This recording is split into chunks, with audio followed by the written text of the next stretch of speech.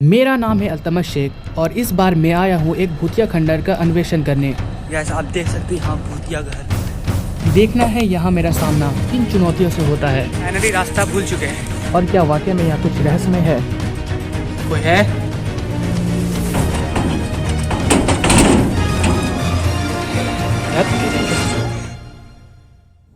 दुनिया की तारीख शाहिद है कि यहाँ कोई चीज़ हमेशा के लिए नहीं रहती और आज मैं इस तथ्यों को अनुभव करने के लिए आया हूँ।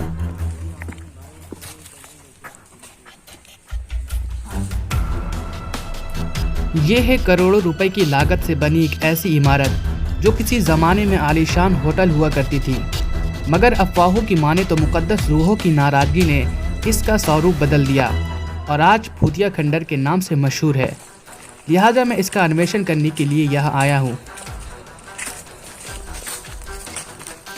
लेकिन कुछ कारणों की वजह से इसकी पहचान बताना मेरे लिए गैर मुनासिब है।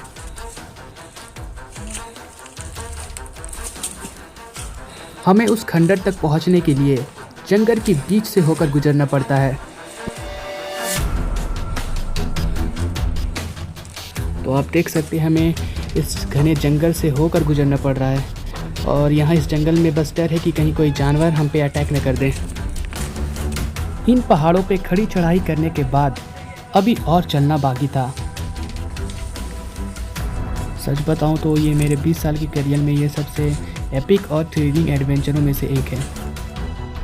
इन जंगलों में उस खंडर तक पहुंचने के लिए हमें एक पहाड़ को चढ़ना पड़ता है और इस पहाड़ की खड़ी चढ़ान हम लोगों को थका देती है। और आप देख सकते हैं कि हमारे चारों तरफ झाड़ी है और इन झाड़ियों से आगे का रास्ता बिल्कुल भी पता नहीं लग रहा है। चलिए देखते हैं कि आगे रास्ता है या नहीं। अब ये तो आगे जाने के बाद ही मुझे पता लगेगा। बहुत मशक्क़त करने के बाद हम इन झाड़ियों से रास्ता बनाते हुए उन खंडर की तरफ पहुंच जाते हैं। आमतौर पर ऐसे बियाबान जंगलों में लोग तो दिन के उजाले में नहीं आते, लेकिन हम इस बात का अन्वेषण करने के लिए आए हैं कि वाकई में यहाँ पागलों की गतिविधि होती है।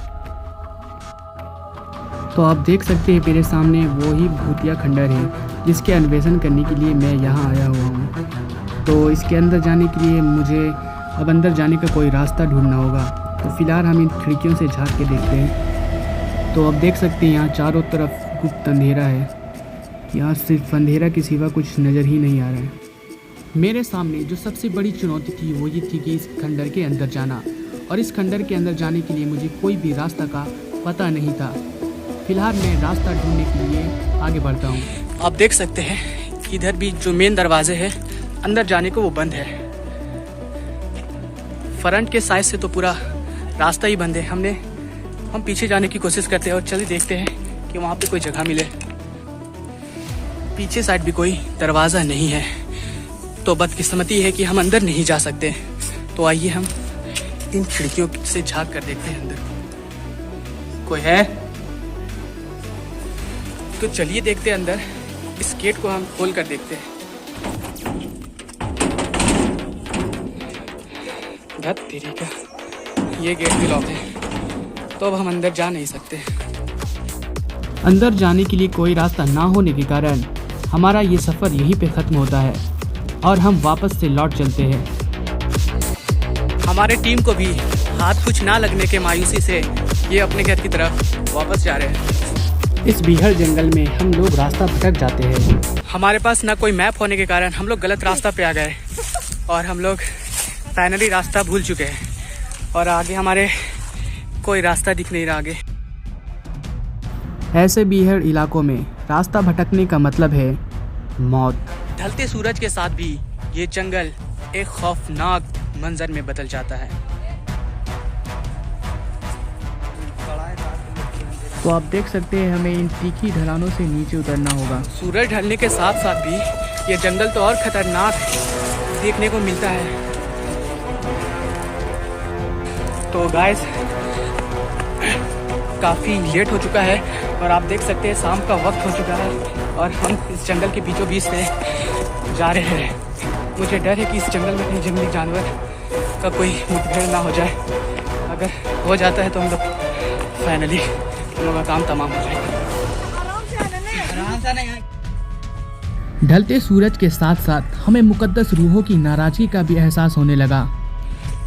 इस जंगल की खामोशी ही बताती है कि ये जंगल कितना खतरनाक है। तो हमें जल्द से जल्द यहाँ से निकलना होगा और हमारे सामने एक चुनौती भरा रास्ता है और इस रास्ते को पार करने के बाद हम अपने डेस्टिनेशन तक पहुँच जाएंगे।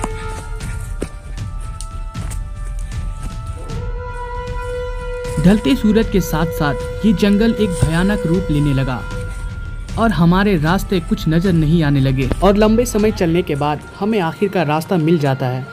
फाइनली हमें इस बियाबान इलाके में कोई रास्ता मिला है, यानी रास्ता मतलब यहाँ पे किसी की मौजूदगी, और ये रास्ता हमें उन शहरी क्षेत्रों तक ले जाएगी जहाँ इंसान का बसेरा हो और वहाँ पे ज़रूर इंसानी बस्ती होगी। तो चलिए इस रास्ते के हम साथ साथ चलते हैं आगे। 4 किलोमीटर चलने के बावजूद भी हमें कोई इंसानी बस्ती देखने को नहीं मिलता, लेकिन हमें और चलना होगा भी। तो चलिए चलते हैं। तो हमारे टीम जो है वो हमारे पीछे चल रहे हैं और मेरे साथ मेरा ये भाई है। बदकिस्मती से होटल में अंदर जाने के दरवाजे ना होने के कारण हमें अपना अभियान को रोकना पड़ता, लेकिन इस पूरे एक्सपीडिशन में हमने किसी पालों की गतिविधि को महसूस नहीं किया और पर्याप्त सबूतों के अभाव पे इस अनुष्ठान पर गौर फरमाना मुनासिब नहीं।